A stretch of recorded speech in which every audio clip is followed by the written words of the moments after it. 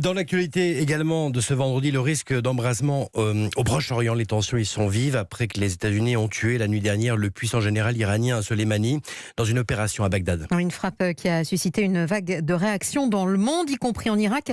Vous êtes l'envoyé spécial d'Europe 1, Gwendoline Desbonneaux, l'une des rares journalistes françaises sur place.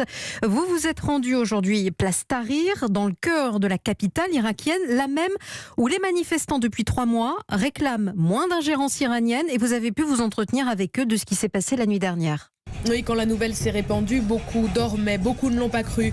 Puis lorsque la mort du général Soleimani a été confirmée, les jeunes manifestants ont brièvement laissé éclater leur joie sur la place. Un acte extrêmement dangereux ici, tant les milices iraniennes sont puissantes. Mais c'était inévitable, dit Tamar. N'oubliez pas qu'il est à l'origine de nos souffrances. C'est lui qui prenait toutes les décisions, lui qui était aux commandes. À cause de lui, beaucoup de personnes ont été tuées, beaucoup d'enfants sont orphelins. C'est lui qui a fait qu'on a des centaines de martyrs dans nos rangs. Alors oui, quand on a entendu la nouvelle, on l'a célébré. Ce n'est pas parce qu'ils ressentent un soulagement qu'ils sont naïfs. Tous les jeunes qui sont ici sous ces tentes sur cette place ont perdu des proches. Certains ont été kidnappés par les milices pro-iraniennes qui appellent aujourd'hui à prendre leur revanche.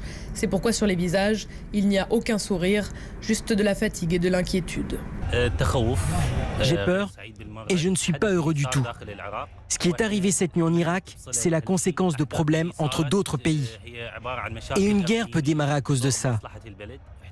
Une guerre entre des pays qui vont se servir de l'Irak comme champ de bataille. Cette guerre ne devrait pas impliquer l'Irak et son peuple. On n'a pas besoin d'une autre guerre, pas besoin de plus de sang irakien qui coule.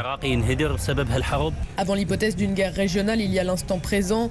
À tout moment, dit un manifestant, les miliciens ivres de rage d'avoir perdu leur chef peuvent descendre ici pour nous abattre. Gwendoline Desbonneaux, envoyée spéciale d'Europe 1 à Bagdad.